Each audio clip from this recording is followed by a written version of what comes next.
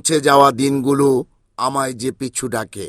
হেমন্ত মুখোপাধ্যায়ের এই বিখ্যাত গানকে ধারণ করে ও স্মৃতিকে অম্লান রেখে বন্ধুত্বের ভালোবাসাকে চিরঞ্জীব রাখতে পঞ্চমবারের মতো মিলন মেলা ও সংবর্ধনা অনুষ্ঠান 2026 উদযাপন করল সোনালী অতীত নারায়ণগঞ্জ বার একাডেমি 85 ব্যাচ। 23 জানুয়ারি 2026 শুক্রবার সকাল থেকেই বন্দর থানার তিনগা এলাকায় হাজী লোকমান হোসেনের বাগান বাড়িতে নারায়ণগঞ্জ বার একাডেমির সোনালী অতীত 85 ব্যাচের পঞ্চম মিলন মেলা ও সংবর্ধনা 2026 আয়োজন করা হয়। মাঘের হিমেল সকালে সোনালী অতীত 85 ব্যাচের সতীর্থদের আগমন আর পদচারণায় মুখরিত হয় সম্মিলন চত্বর। একে একে নারায়ণগঞ্জ, চট্টগ্রাম, ঢাকা, কুমিল্লা, ময়মনসিংহ সহ বিভিন্ন জেলা থেকে আসতে শুরু করে শিক্ষক, ডাক্তার, ইঞ্জিনিয়ার, ব্যবসায়ী, খেলোয়াড় সহ দেশ বরেণ্য ব্যক্তিবর্গ। পাশাপাশি সম্মেলনে অংশগ্রহণ করতে সোনালী অতীতের বন্ধুদের কাছে ছুটে আসে শহরের ঐতিহ্যবাহী বিভিন্ন বিদ্যাপীঠের 85 ব্যাচের সতীর্থরাও। দিনব্যাপী আয়োজনকে দুটি অধিবেশনে বিভক্ত করে উদযাপন কমিটি। প্রথম অধিবেশন সকাল 11টায় বাংলাদেশ নিটিং ওনার্স অ্যাসোসিয়েশনের সিনিয়র সহসভাপতি ও FBCCI এর সদস্য আবুল বাশারের সভাপতিত্বে ও পঞ্চম মিলন মেলা উদযাপন কমিটির প্রধান সমন্বয়কারী মোহাম্মদ টিপু সুলতানের সার্বিক সঞ্চালনায় প্রথম অধিবেশনটি আনুষ্ঠানিকভাবে উদ্বোধন করেন নারায়ণগঞ্জ কলেজের অধ্যক্ষ ডক্টর রুমন রেজা। অনুষ্ঠানে আমন্ত্রিত অতিথি বিশিষ্ট ব্যবসায়ী ও সমাজসেবক মোহাম্মদ কবির খানকে সম্মাননা প্রদান সহ স্মরণিকা তুলে দেন সভাপতি সহ প্রধান সমন্বয়কারী। জুম্মার নামাজ আর মধ্যাহ্নভোজের বিরতির ফাঁকে সতীর্থরা মিলিত হয় এক অনাবিল আনন্দের মহাসোপানে।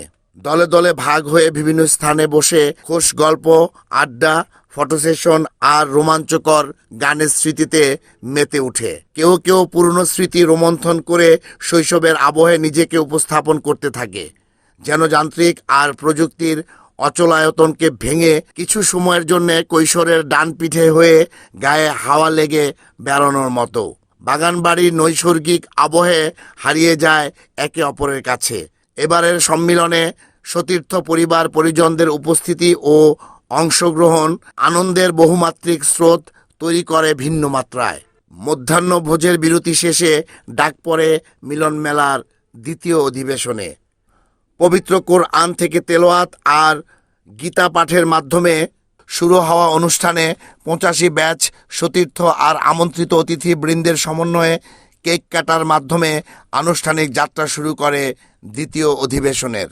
প্রথমেই সভাপতি আবুল বাশার, ডাক্তার অঞ্জন কুমার দাস, আবু হানিফ খান, আরিফ মিহির সহ উপদেষ্টা ও অতিথি বৃন্দের হাতে সম্মাননা ক্রেস্ট তুলে দেয় 85 ব্যাচ সতীর্থগণ এবং উদযাপন কমিটির প্রধান সমন্বয়কারী সহ সদস্যদের হাতে সম্মাননা ক্রেস্ট তুলে দেন সভাপতি সহ অতিথিবৃন্দ।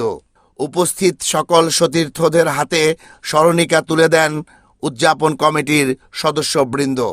দীর্ঘ 41 বছর পর 1985 সালের শিক্ষাজীবনের বিভিন্ন রোমাঞ্চকর ও মধুময় স্মৃতি হাতড়ে বাস্তবতায় নিজেদেরকে এক একজন সফল মানুষ হিসেবে তৈরি করার পথপরিক্রমায় স্মৃতিচারণ করেন 85 ব্যাচ সতীর্থ সহ সম্মানিত অতিথিবৃন্দ। পাশাপাশি 85 ব্যাচের সতীর্থদের মাঝে যারা প্রয়াত হয়েছেন তাদের স্মৃতির প্রতি শ্রদ্ধা জানানো হয়। বার একাডেমির সাবেক সিনিয়র শিক্ষক রথেন্দ্র ভূষণ রায় রতন স্যারের অসুস্থতার কারণে উপস্থিত ছিলেন তার সুযোগ্য পুত্র সবুজ কুমার রায়। মিলন মেলার সার্বিক বিষয় উপস্থাপন করে বক্তব্য রাখেন প্রধান সমন্বয়কারী মোহাম্মদ টিপু সুলতান। সোনালী অতীত একটা সংগঠন, এখানে সবাই এসেছে। আজকে আরো গর্ববোধ করছি। আমাদের অনেক বন্ধু বান্ধব বলে এবারকার তোমরা সিঙ্গেল গেলে তোমাদের চাকরি নট অনুষ্ঠান করতে পারবে না, যার কারণে আমরা আংশিকভাবে ফ্যামিলি এবার অ্যাপ্রুভ করে অনেক ফ্যামিলি এসেছে। আমি দেখে আবেগ আপ্লুত হয়েছি, তারা আজকে সারাদিন অনুষ্ঠান উপভোগ করেছে। আমরা 85 ব্যাচ কি বন্ধুত্বের বন্ধনে যাবত আছি না, অনেক বান্ধবী আছে, তারা তো অনেক সময় ডাউট করে কি ধরনের সম্পর্ক। তারা আজকে দেখলো প্রাণের স্পন্দন, প্রাণোচ্ছল সম্পর্ক। তারা আমাদের সম্বন্ধে পজিটিভ ধারণা নিয়ে ছেলে মেয়েদের কাছে পৌঁছে দিবে। এটা আমাদের সোনালী অতীতের অন্যতম আমি মনে করি সফলতা। যে বন্ধুরা বিভিন্ন বিপদ আপদে আছে, যেমন কিছুক্ষণ আগে অ্যাটর্নি জেনারেল গোলাম নবী বলে গেল যে তার আইনি সহায়তা, কেউ আর্থিক সহায়তা, কেউ মানসিক সহায়তা, কেউ অনেক সহায়তা দিতে বন্ধুদের পাশে দাঁড়ায়। এটি অনেক কিছু। শেষ পর্যন্ত বেলায় আমাদের সংগঠনটা যাতে একে অপরের সাথে নিবৃত্তে এবং অপরের সুন্দুকের সাথে যাতে আমরা জড়ায় চলতে পারি, এটি আমাদের অঙ্গীকার হোক। আগত সকলকে শুভেচ্ছা জানিয়ে বক্তব্য রাখেন সভাপতি মোহাম্মদ আবুল বাশার। যারা মারা গেছে, যারা গত হয়ে গেছে, তাদের জন্য, সেই বন্ধুদের জন্য, সেই বান্ধবীদের জন্য আসলে আমাদের এই দোয়া রইল। টিপুকে আসলে টিপু সহ যারা এই অনুষ্ঠানে এই সুন্দরভাবে আজকে এই অনুষ্ঠান করলো, আগামী দিনও এইভাবে করবে, এটাই আমাদের আশা। আর বাদটা কি বলবো, আমাদের যারা দূর দূরান্ত থেকে আসছেন সবাইকে ধন্যবাদ। আর আগামীতে আপনাদেরকে, আমাদের হানিফ বলে দিল যে আগামীতে আবার আপনাদেরকে আমন্ত্রণ করলাম, আগামীতে আপনারা থাকার চেষ্টা করবেন। অধিবেশন শেষে গান ও নাচে আন্দোলিত হয় পুরো সম্মিলন চত্বর। বাধাহীন উচ্ছ্বাস আর আনন্দে হারিয়ে যায় 85 ব্যাচের সতীর্থরা এবং আমন্ত্রণ জানায় ষষ্ঠ মিলন মেলা 2027কে।